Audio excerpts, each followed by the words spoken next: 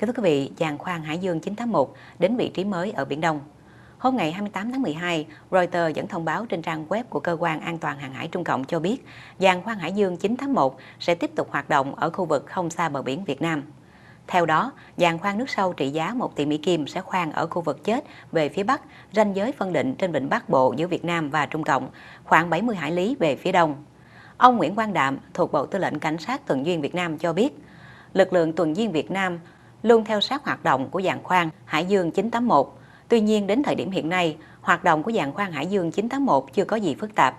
Cục An toàn Hàng hải Trung Cộng cho hay, giàn khoan Hải Dương 981 sẽ thực hiện nhiệm vụ thăm dò dầu khí tại mỏ dầu Lăng Thủy 2411 trong thời gian từ ngày 28 tháng 12 đến ngày 10 tháng 2 năm 2016.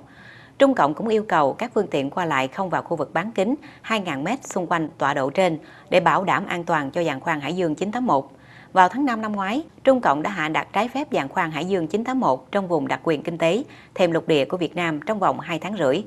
Hải Dương 981 là giàn khoan nửa nổi nửa chìm. Theo Wall Street Journal, lượng thép dùng để xây dựng Hải Dương 981 lớn gấp 4 lần lượng thép để xây dựng tháp Eiffel của Pháp. Tổng công ty dầu khí Hải Dương Trung Cộng hạ thủy giàn khoan Hải Dương 981 vào giữa năm 2012.